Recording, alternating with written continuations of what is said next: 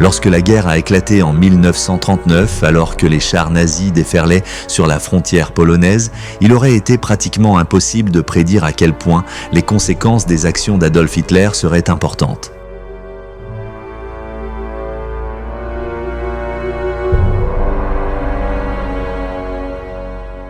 À l'hiver 1943, du nord, du sud, de l'est et de l'ouest, les cris de bataille retentissaient à travers le globe et les atrocités infligées aux civils innocents, en particulier ceux de confession juive, devenaient de plus en plus horriblement apparentes. Mais alors que les puissances de l'axe d'Hitler écrasaient et soumettaient des populations entières, les nouvelles des crimes nazis et japonais contre l'humanité servaient à alimenter la détermination des Alliés à gagner la guerre le plus rapidement possible. La situation de ceux qui étaient de détenus dans les camps de concentration n'était plus cachée. Et bien qu'il faudrait encore un certain temps avant que les détenus survivants ne soient libérés, il y avait maintenant au moins de l'espoir pour certains d'entre eux. De plus, alors que le mois d'octobre 1943 touchait à sa fin, un accord formel des Alliés pour mettre en place une commission des Nations Unies sur les crimes de guerre a été mis en place. Ceux qui étaient responsables des atrocités seraient appelés à rendre compte de leurs actions et le fait de suivre les ordres ne serait pas une défense. Les mois d'octobre, novembre et décembre 1943 ont vu l'aboutissement de nombreuses campagnes et les fondations ont été posées pour beaucoup d'autres. Les événements dans le Pacifique prenaient rapidement de l'ampleur, 2 ans après l'attaque surprise japonaise sur la flotte navale américaine à Pearl.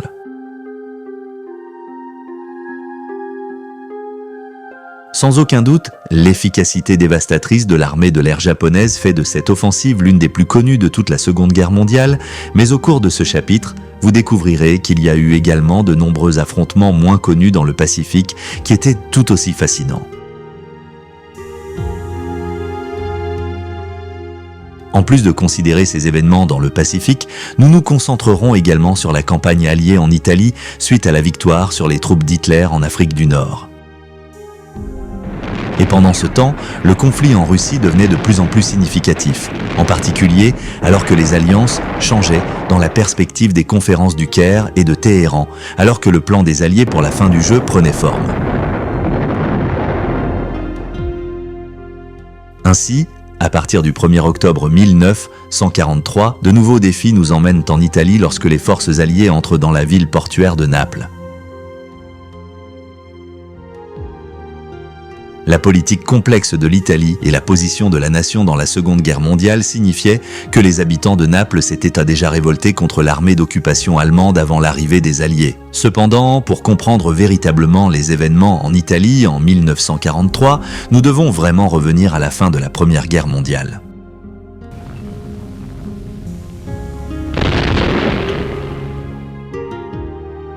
Tout comme Adolf Hitler a pris de l'importance en Allemagne après la Première Guerre mondiale, en Italie, Benito Mussolini a suivi une voie très similaire vers le pouvoir. Né en 1883, fils d'un forgeron, Mussolini s'est installé en Suisse en 1902 à la recherche de travail et c'est là qu'il s'est impliqué dans la politique socialiste.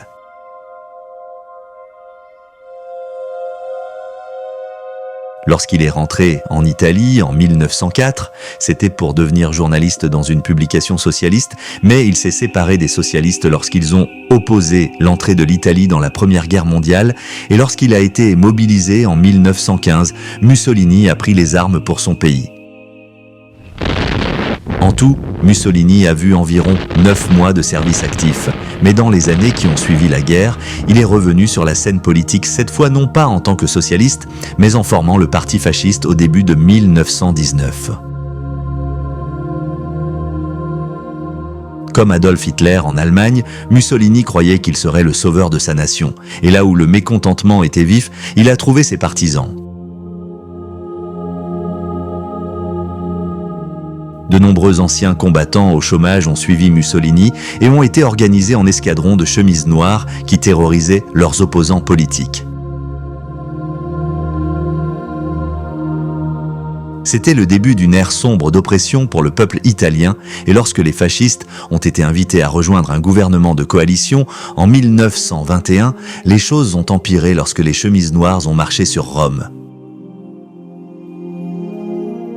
Même le roi d'Italie, Victor Emmanuel III, s'est tourné vers Mussolini, invitant le soi-disant Ildus à former un gouvernement avec des conséquences désastreuses, car en 1925, la démocratie avait été démantelée. L'Italie se trouvait sous l'emprise d'un dictateur aussi imprévisible qu'Adolf Hitler le devenait en Allemagne.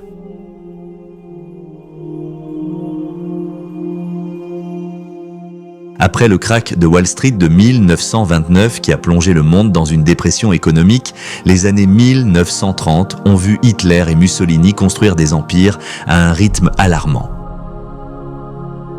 Dans le cas de Mussolini, l'Abyssinie, aujourd'hui mieux connue sous le nom d'Éthiopie, était la cible principale. En plus de faire des incursions en Afrique, Mussolini a également soutenu le général Franco dans la guerre civile espagnole et plus important encore, il a coopéré avec Hitler et l'Allemagne nazie à un tel point que cela a culminé en mai 1939 dans leur pacte d'acier alors que la Seconde Guerre mondiale se profilait.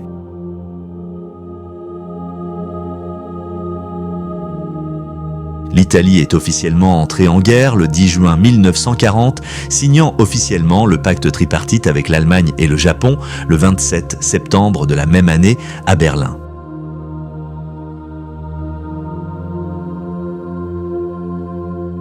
Sous la direction de Mussolini, cependant, l'Italie était loin d'être une nation militaire forte. Et dès 1941, elle avait subi de multiples défaites en Grèce et aux mains des Britanniques en Afrique du Nord. Ironiquement, sans l'intervention allemande, Mussolini et l'armée italienne auraient fait face à un effondrement militaire catastrophique. Et pour le peuple italien, la confiance en Il Duce était ébranlée, sinon remuée.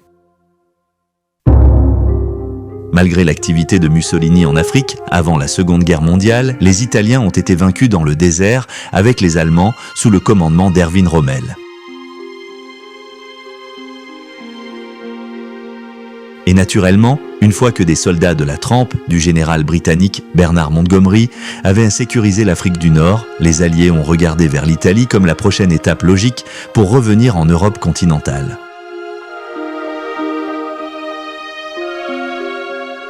La campagne réussie des Alliés pour prendre la Sicile, nom de code Opération Husky, a commencé en juillet et a été une véritable surprise pour les Italiens.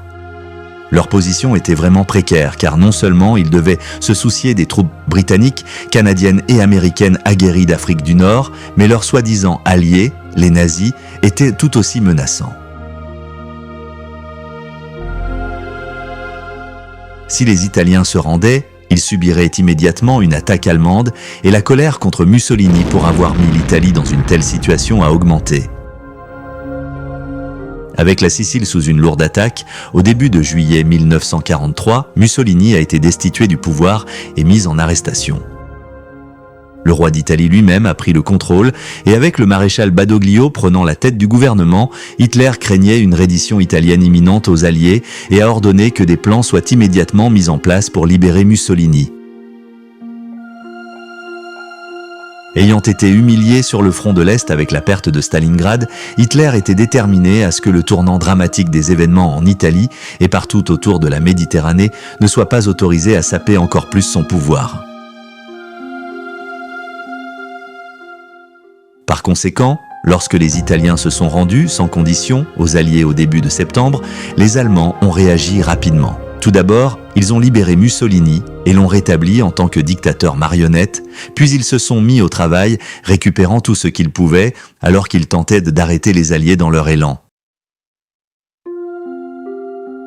Ce qui allait se dérouler en Italie changerait le cours de la guerre et le président américain Franklin D. Roosevelt a judicieusement commenté dans l'une de ses célèbres émissions de chat au coin du feu que la première fissure dans l'axe est apparue, le régime fasciste criminel et corrompu en Italie se désagrège.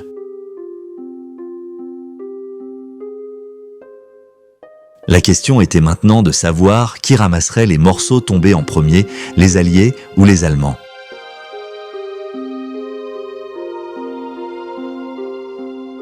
Dans Dans les derniers jours de septembre 1943, les Alliés faisaient de bons progrès dans le sud de l'Italie. Alors que le roi et le maréchal Badoglio rencontrèrent le général américain Dwight D. Eisenhower à bord du HMS Nelson pour signer un armistice complet, au nord, Hitler avait annexé les régions germanophones du nord de l'Italie.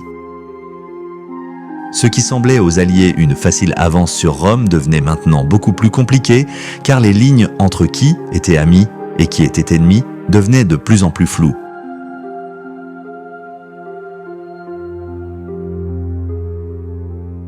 Le 1er octobre, lorsque les Alliés sont entrés à Naples, les Allemands combattaient une révolte des citoyens de la ville. Les choses n'ont explosé en conflit lorsque les soldats allemands ont commencé à piller un magasin.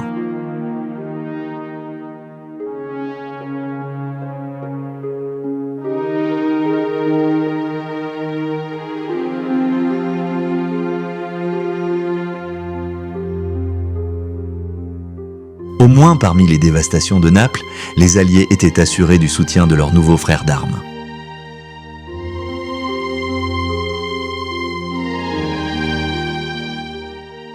Pendant ce temps, sur le côté adriatique de l'Italie au début d'octobre, les Alliés avaient également capturé Foggia, et avec elle l'aéroport le plus important de la région.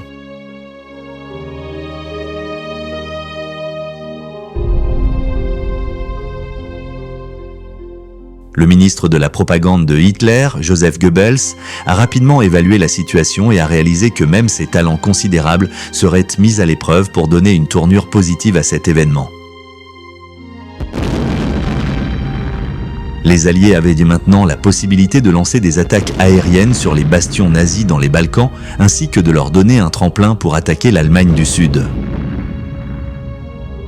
Cela était cependant d'un maigre réconfort pour les milliers de soldats italiens qui subissaient maintenant toute la colère de Hitler.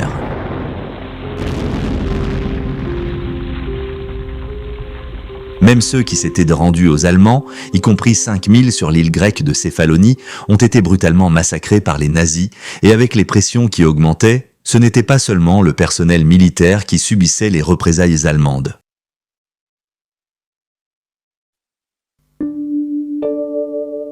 Le 3 octobre, la Gestapo a ordonné à tous les Juifs d'Athènes de s'enregistrer et la Grèce est rapidement devenue un point focal important pour les Alliés, l'Italie étant si proche, mais les Allemands étaient de tout aussi déterminés à sécuriser autant de territoires dans la région que possible.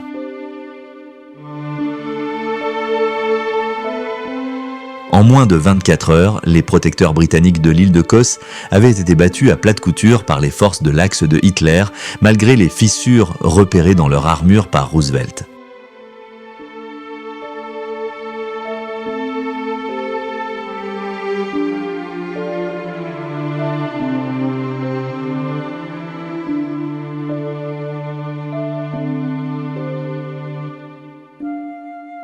Et alors que les Juifs grecs étaient ciblés, les Juifs italiens étaient également sur le point de découvrir la piqûre de la persécution nazie.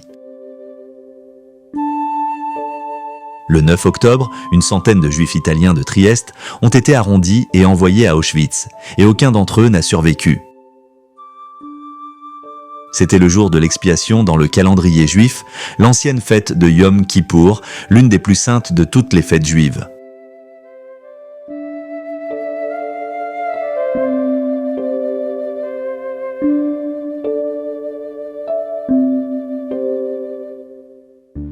À Auschwitz, ce jour n'est pas passé inaperçu car les nazis ont choisi 1000 détenus qu'ils prétendaient être trop faibles pour travailler et les ont exécutés.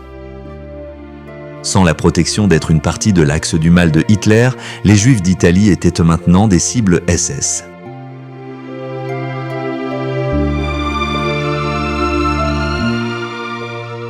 Il y avait néanmoins certains avantages à apprécier car Eisenhower a annoncé qu'il n'y aurait plus de raids de bombardement alliés sur l'Italie et tous les efforts ont été faits pour empêcher les navires de la marine italienne de tomber entre les mains allemandes.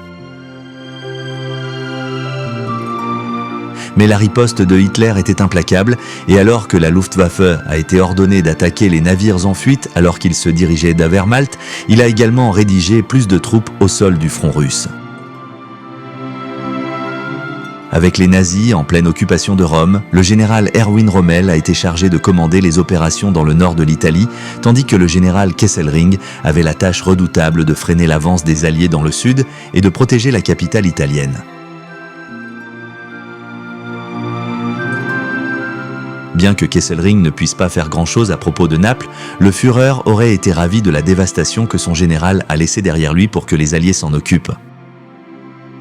Les représailles étaient épouvantables. Tous les systèmes de communication, de transport, d'eau et d'électricité ont été détruits, tandis que les bâtiments de la ville brûlaient, les ponts étaient bombardés, les voies ferrées étaient déchirées et le port était un amas de navires coulés.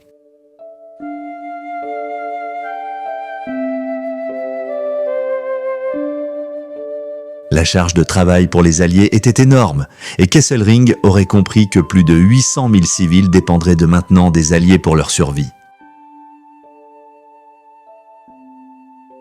Au lieu de se déplacer rapidement vers le nord pour consolider leur avantage, les Alliés ont été retardés alors qu'ils s'occupaient des conséquences de Naples.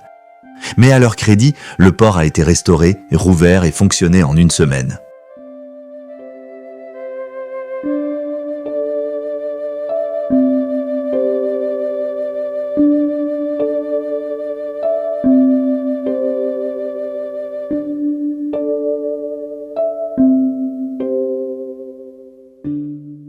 Avec les commandants alliés qui avaient dès maintenant Rome en vue, il n'y avait pas de temps à perdre. Et la ligne de défense allemande à la rivière Volturno, à 20 miles au nord-ouest de Naples, a été attaquée.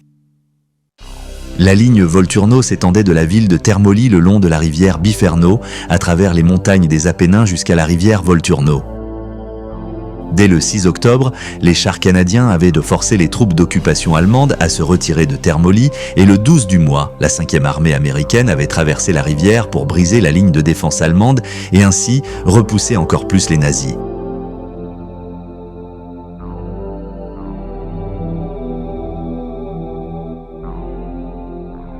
Le lendemain même, le roi et le gouvernement italien ont déclaré la guerre à l'Allemagne alors que les batailles faisaient rage.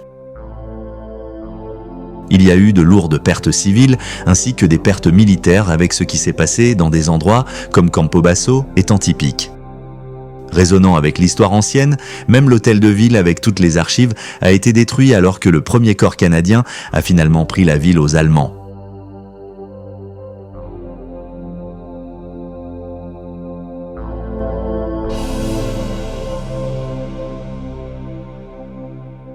Le 16 octobre, les Alliés n'étaient qu'à 90 miles de Rome, mais le même jour, dans la capitale, des officiers SS allemands ont saisi plus de 1000 Juifs italiens.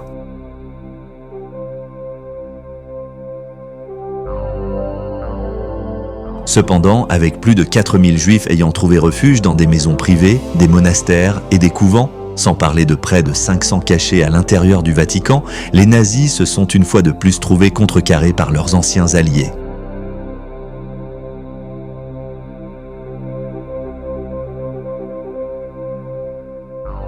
L'effort de guerre allié prenait maintenant vraiment de l'ampleur car des montagnes enneigées d'Italie aux jungles étouffantes du Pacifique, le rêve que la victoire pourrait être la leur devenait progressivement une réalité.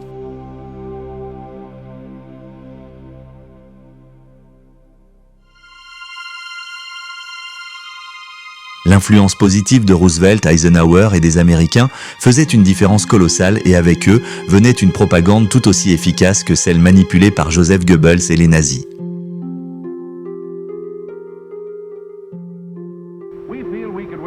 Les stars de cinéma d'Hollywood se sont mobilisées pour divertir les troupes et de la glamour Carol Landis au comique Joe Brown, de nombreux artistes étaient heureux de jouer leur rôle quel que soit le danger pour leur propre sécurité personnelle.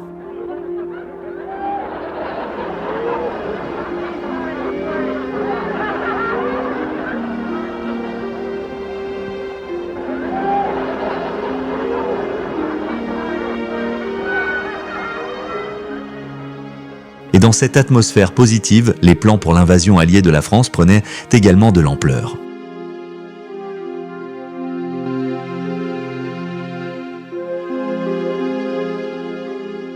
Dans le sud de l'Angleterre, des exercices avaient lieu avec des chars de débarquement et à la mi-octobre, Le nom de code Mulberry avait été choisi pour les ports artificiels en béton audacieusement audacieux qui seraient une partie essentielle du plan de débarquement du jour J.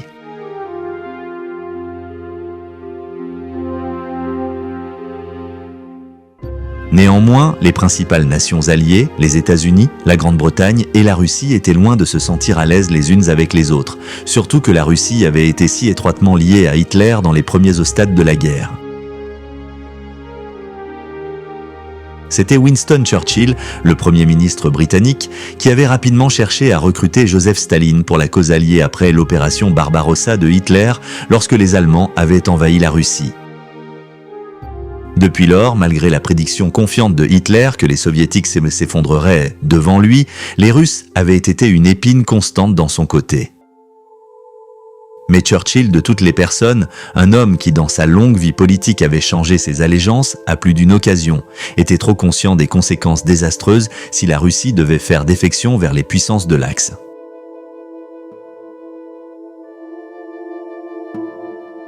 Par conséquent, le 18 octobre à Moscou, les ministres des Affaires étrangères américains, britanniques et russes ont convenu qu'ils ne considéreraient aucune négociation de paix séparée avec l'Allemagne, tandis que le lendemain, à Washington, les Américains ont accepté de fournir des millions de tonnes d'aide aux Soviétiques.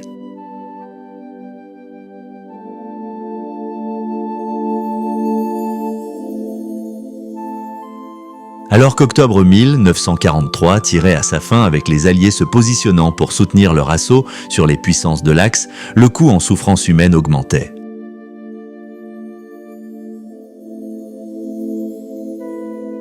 Le 25, les Japonais ont achevé le chemin de fer de Birmanie-Thaïlande, avec le travail forcé de 46 000 prisonniers de guerre alliés. Plus de 16 000 d'entre eux étaient de morts de faim, de brutalité et de maladie, aux côtés de nombreux milliers de citoyens birmanes pris dans une guerre qu'ils n'avaient pas provoquée, dans laquelle ils étaient également des travailleurs forcés pour l'Empire du Japon.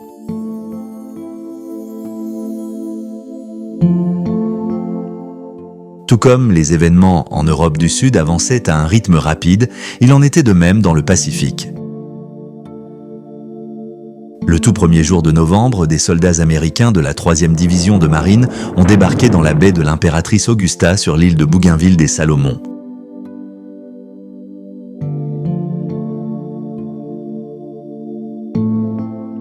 Soutenus par une impressionnante force opérationnelle navale américaine de 4 croiseurs légers et 8 destroyers et commandés par le brillant contre-amiral Aaron S. Tip Merrill, les Américains ont rapidement consolidé leur position. Les Japonais ont été tout aussi rapides à réagir, lançant des attaques aériennes depuis Rabaul, ainsi qu'en envoyant leurs propres forces opérationnelles puissantes de croiseurs et de destroyers.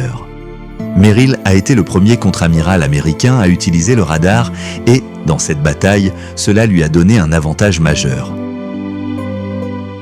Sans radar, le commandant japonais n'a pas réussi à évaluer avec précision l'issue de la bataille lorsque Merrill s'est retiré sous couvert de fumée. De retour à Rabaul, les Japonais croyaient avoir été victorieux et se préparaient à réattaquer les forces de débarquement alliées à Bougainville, sans se rendre compte que la force opérationnelle de Merrill était toujours très intacte.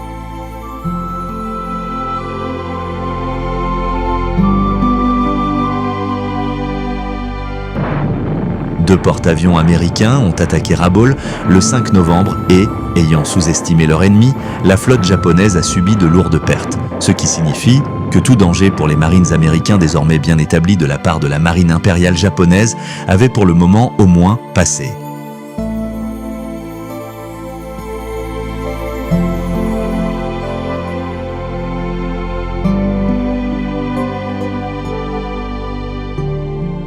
Le succès dans les îles Salomon avait été crucial pour les Alliés, car c'est de là que les Japonais avaient prévu de s'étendre en Nouvelle-Guinée, en Papouasie et, ce qui est le plus inquiétant de tous, en Australie. Pour récapituler un peu, la campagne pour les îles Salomon avait commencé en février 1943 avec le général MacArthur menant une offensive stratégique américaine soutenue. En juin, des îles dont les gens n'avaient jamais entendu parler à l'ouest étaient soudainement sur la carte. Dans l'opération Toenails, les Américains ont surmonté la résistance japonaise lorsqu'ils ont débarqué sur l'île de Rendova, avec l'aérodrome crucial de Munda à portée d'attaque à partir de là. Alors que les navires américains et japonais se battaient pour la domination dans les eaux des golfs de Kula et Vela, bien qu'il n'y ait pas eu de victoire totale pour les Alliés, les Japonais ont été empêchés de soutenir leurs troupes au sol.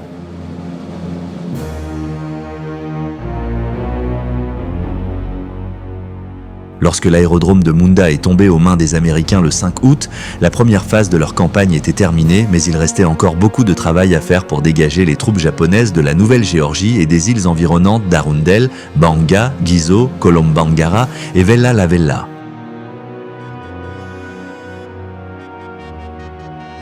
Les Japonais étaient un ennemi très tenace, lié par l'honneur à ne jamais envisager de se rendre, se battant toujours jusqu'à la mort.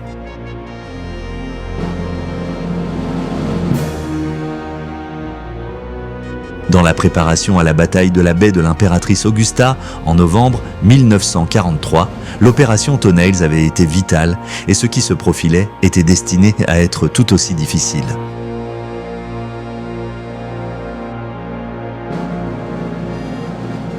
Fait intéressant, les Japonais ont subi des pertes beaucoup plus lourdes de navires et d'avions que les Américains, mais alors que les États-Unis pouvaient fabriquer des remplacements, à ce stade de la guerre, les Japonais ne le pouvaient pas.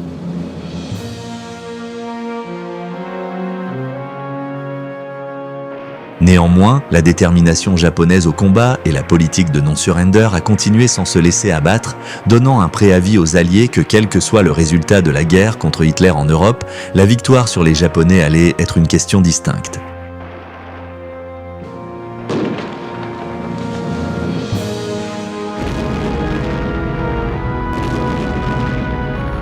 Alors que la fin de 1943 n'était plus qu'à quelques semaines, Adolf Hitler constatait que les troupes à sa disposition étaient de plus en plus dispersées. Devoir occuper l'Italie tout en faisant face à un autre hiver glacial sur le front russe était déjà suffisamment difficile. Mais les Allemands ne doutaient plus qu'une invasion de l'Europe occidentale en 1944 était imminente. En fait, le 3 novembre, Adolf Hitler a émis la directive 51 avertissant des débarquements alliés anticipés et son ministre de la propagande, Goebbels, avait une fois de plus une tâche difficile devant lui pour convaincre la nation allemande que leur Führer était toujours invincible.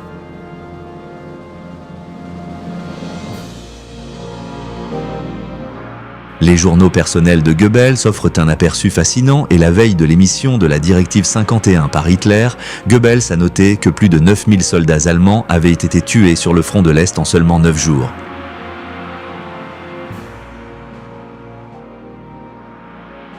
Il a dit « Nous ne pouvons pas soutenir une telle saignée pendant longtemps. Nous risquons de saigner lentement à mort à l'Est. » Quel que soit le visage public de la propagande nazie, Goebbels, comme beaucoup de ses collègues hauts fonctionnaires, était pleinement conscient du danger bien réel d'une défaite de l'Allemagne.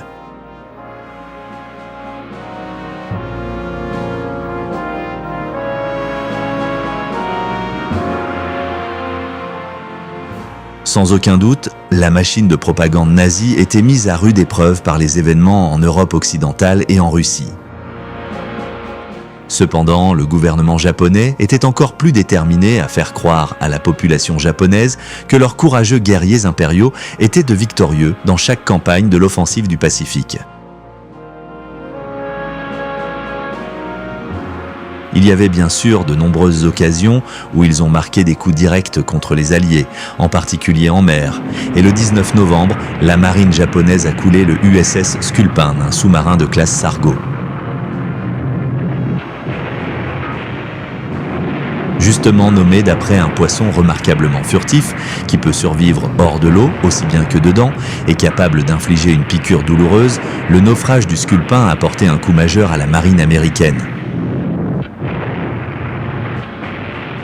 Pourtant, les Japonais ont manqué une occasion en or d'obtenir des renseignements sur l'attaque dévastatrice que les Alliés prévoyaient pour le lendemain sur les 3 atolls des îles Gilbert, Makin, Tarawa et Abemama.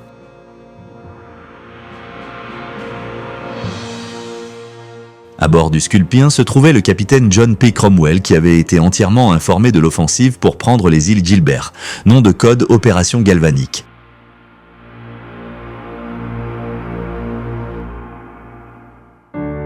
Lorsque le sous-marin a été touché pour la première fois, le commandant du navire a fait surface pour donner à son équipage une chance de survie. Mais un coup direct à la tour de contrôle a fait qu'il a été tué sur le coup, ainsi que beaucoup de ses hommes. Cromwell n'était pas parmi eux, mais a réalisé que s'il était fait prisonnier par les Japonais, il pourrait révéler les plans secrets sous la torture. Courageusement, il a coulé avec le sous-marin plutôt que de risquer de compromettre l'opération et a été décoré à titre posthume de la médaille d'honneur pour son dévouement à son pays.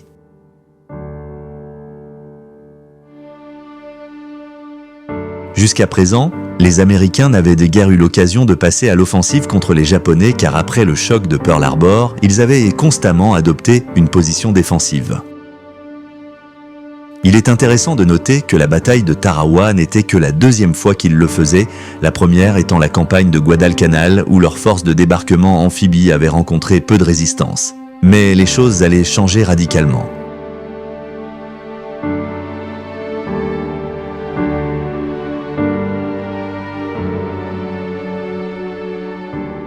Stratégiquement, les îles Gilbert étaient d'une importance vitale alors que les Alliés intensifiaient leurs opérations du milieu du Pacifique vers les Philippines et se préparaient à avancer sur le Japon.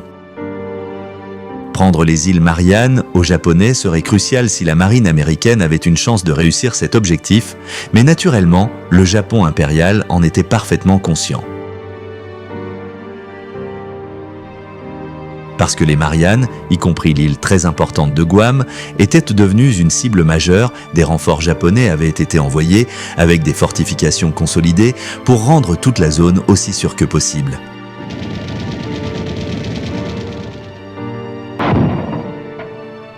Les Américains savaient qu'ils devraient avancer groupe d'îles par groupe d'îles, car avant même de pouvoir atteindre les Mariannes, ils devraient arracher les îles Marshall voisines au contrôle japonais.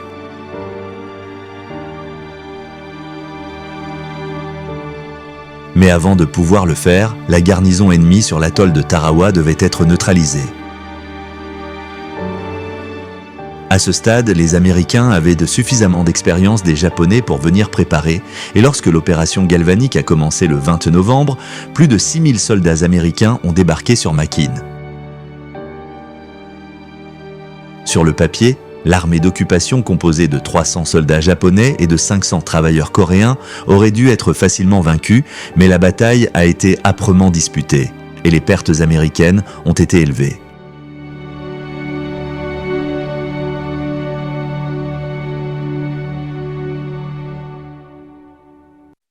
C'était une opération coûteuse à d'autres égards aussi, car le porte-avions d'escorte américain, le Lipscomb Bay, a été torpillé, tuant 644 des 900 membres d'équipage. Puis un accident à bord du cuirassé USS, le Mississippi, lors du bombardement préalable au débarquement de Makin lorsque la tourelle a explosé, a entraîné 43 morts américains supplémentaires. Les habitants de Makin étaient néanmoins ravis d'accueillir leurs libérateurs américains offrant des noix de coco en signe de leur gratitude. C'était une expérience que les Alliés allaient rencontrer de nombreuses fois dans les mois à venir, alors que la liberté pour laquelle ils se battaient si durement était rendue à ceux qui étaient si longtemps opprimés par l'axe du mal. Avec Makin sécurisé, les troupes américaines ont commencé leur assaut sur l'atoll de Tarawa, encore environ 6000 d'entre eux, mais il y avait 5000 soldats japonais qui les attendaient.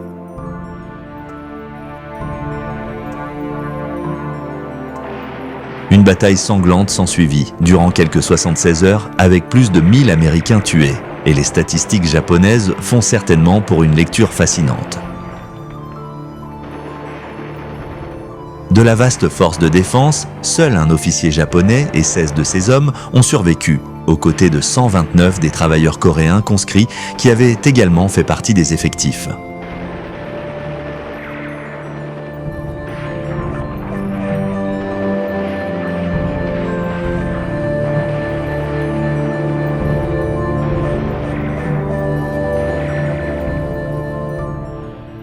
Pour le peuple américain, qui avait jusqu'à présent été protégé par une censure sévère, les reportages désormais non censurés étaient extrêmement choquants. Beaucoup ont condamné Washington pour avoir autorisé l'offensive à aller de l'avant après avoir vu des photographies des courageux jeunes hommes américains flottant morts dans l'eau. La réalisation que les Japonais allaient mener un long et terrible combat a vraiment frappé à la maison. Avec leurs expériences sur Makin et Tarawa, les Américains ont changé leur tactique lorsqu'ils ont atteint Abemama. Malgré la garnison japonaise beaucoup plus petite, un marine a été tué en quelques minutes lors d'une tentative de débarquement. Il a donc fallu se contenter d'utiliser uniquement les tirs de la marine pour dégager l'armée d'occupation. C'était certainement efficace, mais pas en termes de coups directs, car sur les 25 défenseurs japonais, seuls 14 avaient été tués par des tirs, les autres s'étaient suicidés.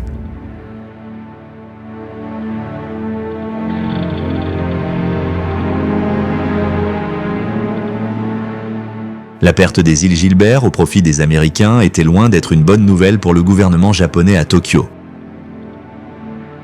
Mais ils avaient la satisfaction de savoir que les troupes américaines victorieuses avaient subi des pertes significatives pour atteindre leur objectif. Mais les mauvaises nouvelles n'étaient pas encore terminées pour les Japonais, car le 25 novembre, les bombardiers américains ont attaqué une base aérienne cruciale à Formose, ou comme nous la connaissons aujourd'hui, Taïwan.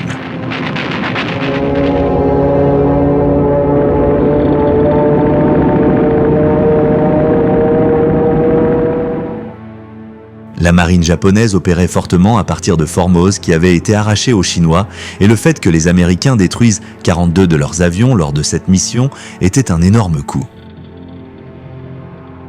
La couverture aérienne offrait aux cuirassés japonais une protection supplémentaire, et perdre autant d'avions était très coûteux en effet. Et ce n'étaient là pas seulement les Américains qui posèrent des problèmes aux Japonais, fin 1943, car le même jour en Nouvelle-Guinée, les forces australiennes ont capturé un territoire vital. Soudain, malgré leurs combats acharnés et leur attitude jusqu'à la mort, les Japonais ne semblaient pas aussi invincibles qu'ils aimèrent le paraître.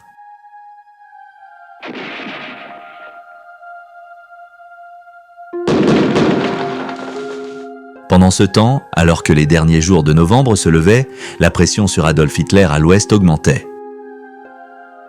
Le 22, les Britanniques ont effectué un raid nocturne sur la capitale allemande, envoyant 764 bombardiers attaquer Berlin. Avec des coups directs sur la section gouvernementale de la ville, y compris l'amirauté et le ministère de l'Air, Hitler était furieux. Il se reposait en sécurité à son quartier général militaire de la Tanière du Loup, à Rastenburg, en Prusse orientale, lorsque même la chancellerie et son train, dans une voie ferrée de Berlin, ont subi de lourds dégâts.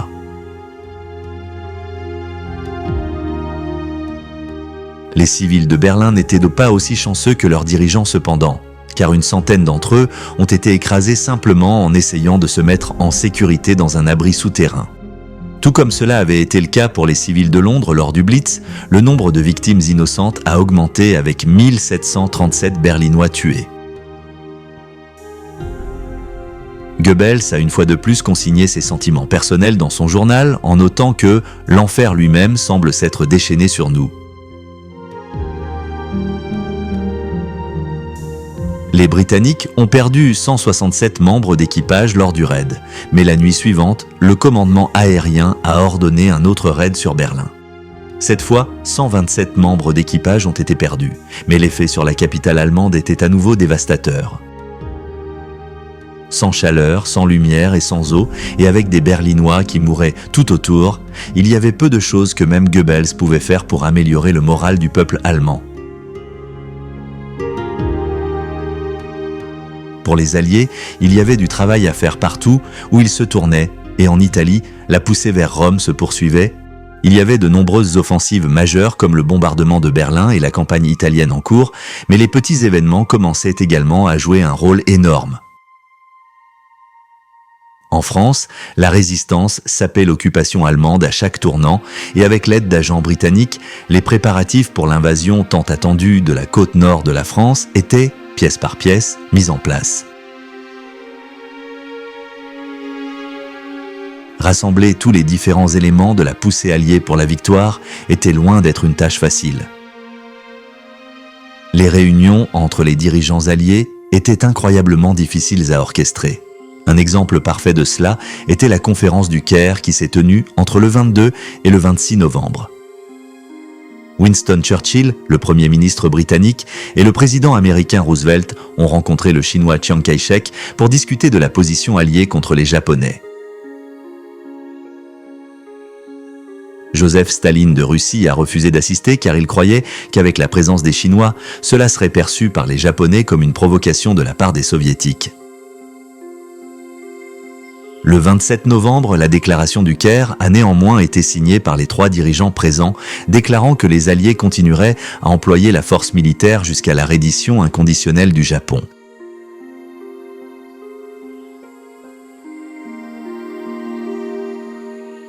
Il a également été décidé que lorsque cela se produirait, toutes les îles du Pacifique saisies par les Japonais depuis la Première Guerre mondiale seraient reprises, tous les territoires que le Japon avait saisis de la Chine seraient également restitués, et enfin, mais pas des moindres, la Corée deviendrait indépendante.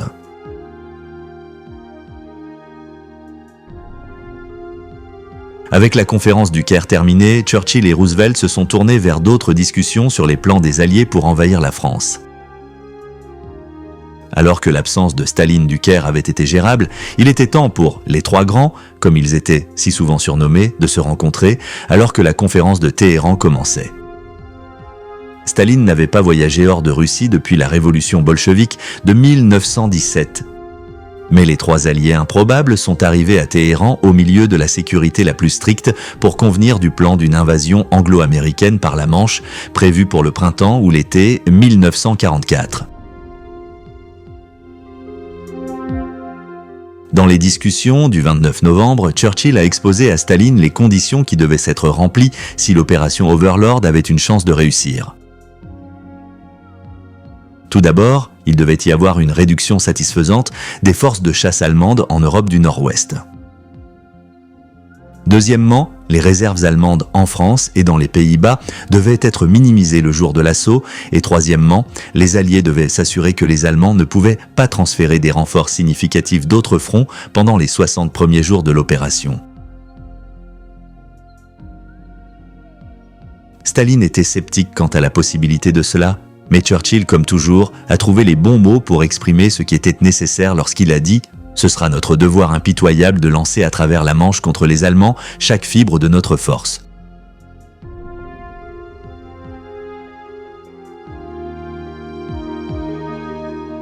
Mais au milieu des discussions détaillant les plans pour l'opération Overlord, Staline avait également un ordre du jour bien à lui. Il a clairement indiqué qu'au moment où l'Allemagne serait vaincue, les Soviétiques se lanceraient dans une guerre avec les Japonais. Churchill a décrit la déclaration de Staline comme une décision capitale qui devait être gardée top secrète. En fait, elle n'a même pas été notée dans les comptes rendus secrets des discussions de Téhéran. Il y avait également d'autres questions sur la table pour discussion, mais l'une d'elles a été ironiquement gardée top secrète des Russes.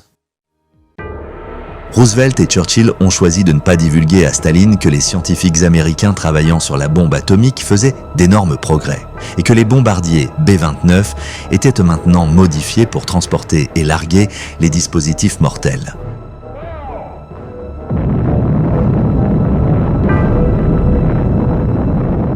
La peur des nouvelles armes et des avancées scientifiques était énorme pour les Alliés et l'Axe, et en Grande-Bretagne, l'inquiétude concernant les projets d'Hitler pour ses bombes à roquettes sans pilote continuait d'augmenter. Bien qu'il faille encore de nombreux mois avant que ces roquettes Phi 1 ne soient opérationnelles, une rare visite d'Hitler sur un site d'essai de bombes volantes a été examinée dans les moindres détails. À cette époque, Hitler était toujours réticent à quitter son QG de la Tanière du Loup en raison de craintes croissantes qu'il ne soit assassiné, alors que sa santé, tant mentale que physique, se détériorait. Il a été suggéré qu'il souffrait de la maladie de Parkinson, mais cela n'a jamais été prouvé. À la lumière de cela, le renseignement britannique savait qu'une telle visite devait avoir été importante, et il a même été spéculé que les bombes à roquettes pourrait peser jusqu'à 7 tonnes. En conséquence, le gouvernement de Churchill a mis en place des plans pour rendre des millions de lits d'hôpital disponibles pour ceux qui pourraient être blessés par une telle arme. Néanmoins, la prévention serait meilleure qu'un remède. L'opération Crossbow a donc également été instaurée pour bombarder systématiquement tout site dans le nord de la France qui paraissait suspect sur les photographies de reconnaissance.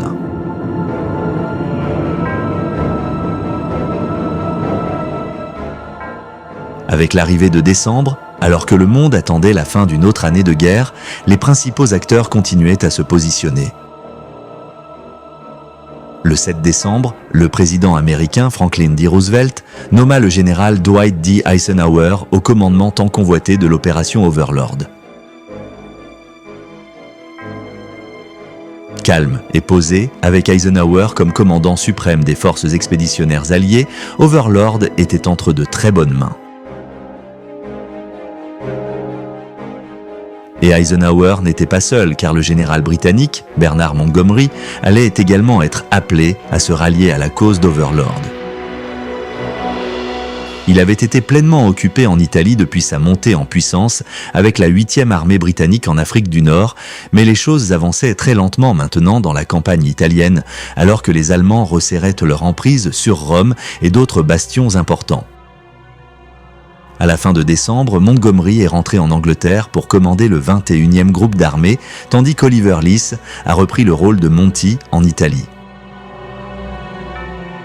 Toujours franc, Montgomery, avec un manque de tact caractéristique, a annoncé qu'il était heureux de quitter ce qu'il a décrit comme le petit déjeuner de chien de la campagne alliée en Italie. Ironiquement, il y avait des voix dissidentes, notamment du camp américain, affirmant que Monty avait joué un rôle dans la création du petit déjeuner de chien et les choses ne présageaient pas exactement bien pour les relations futures entre l'anglais d'opinion et certains généraux américains.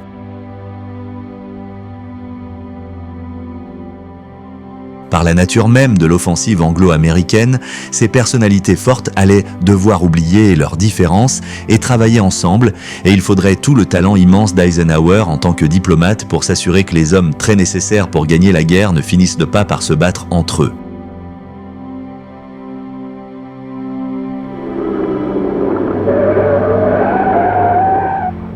Même ainsi, alors que de plus en plus d'attention était maintenant portée sur Overlord, les Alliés continuaient à pousser vers Rome. Pour les troupes canadiennes, britanniques et américaines qui se battaient en Italie, il était maintenant évident que les batailles à venir allaient être longues, prolongées et coûteuses. Ce qui semblait être une campagne simple allait maintenant devenir une guerre d'usure tout au long de 1944. Les Allemands à l'avant de Cassino, à la fin de 1943, ne pouvaient pas être délogés, malgré les meilleurs efforts des Alliés. Le temps hivernal rendait la tâche encore plus difficile et tout espoir que les affaires en Italie soient complètement conclues avant le début de l'opération Overlord s'estompait rapidement. Alors que Noël se profilait à l'horizon, les événements dans le Pacifique continuaient également à faire les gros titres. Le 15 décembre, les troupes américaines ont débarqué sur la péninsule d'Araoué, à l'extrémité ouest de la Nouvelle-Bretagne dans les îles Salomon. C'était une avancée stratégiquement importante, avec la capitale de la Nouvelle-Bretagne, Rabaul, qui continuait à fonctionner comme une formidable forteresse japonaise. Alors que partout dans le monde, les gens priaient pour la paix à Noël, la Seconde Guerre mondiale avançait inexorablement. La veille de Noël, les Britanniques ont de nouveau bombardé Berlin et le jour de Noël, les avions américains ont détruit 24 des sites de bombes volantes qui avaient été repérés dans le nord de la France.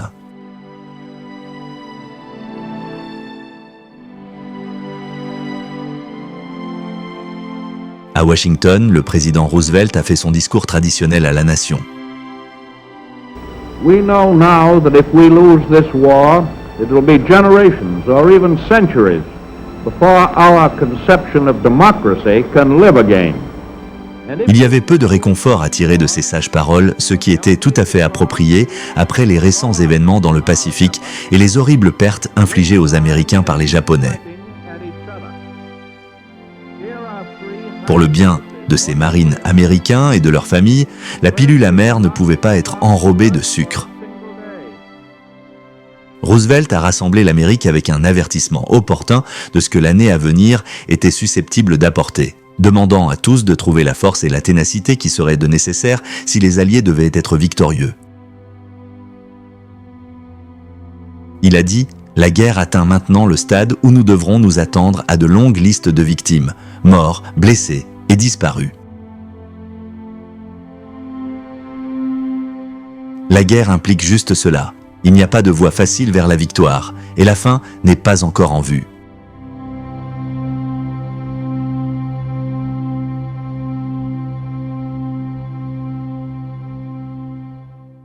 C'était manifestement ce qui était attendu du président américain, car un jour plus tard, les troupes américaines ont lancé l'opération Backhander, un débarquement sur le cap Gloucester, à l'extrémité de la Nouvelle-Bretagne.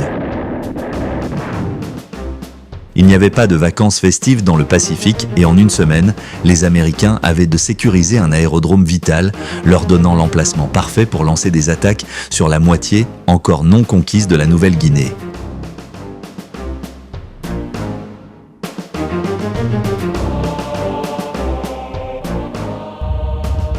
C'était une note positive pour l'année à finir pour les Alliés. Mais les Japonais ont riposté aussi férocement que jamais. Et il ne faisait aucun doute que les premiers mois de 1944 seraient remplis de plus en plus de conflits pour le monde en guerre.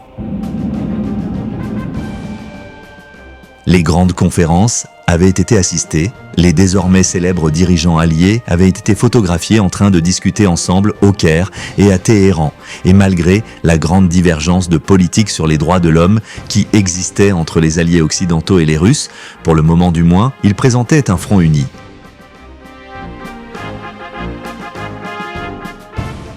Ce qui arriverait aux allégeances tendues une fois la guerre terminée allait être extrêmement compliqué, et à l'échelle mondiale, les ramifications étaient immenses.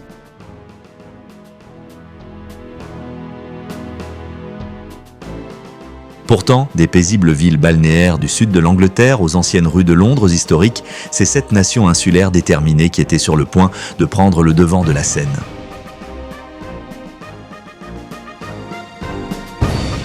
Pour Adolf Hitler, son incapacité antérieure à briser l'esprit du peuple et à envahir la Grande-Bretagne allait le hanter, car l'opération Overlord avait maintenant la plateforme la plus stable pour être lancée. Les habitants de la Grande-Bretagne seraient une fois de plus appelés à rester fermes et résolus, accueillant les milliers de troupes alliées et les fournitures nécessaires pour traverser la Manche et envahir la France.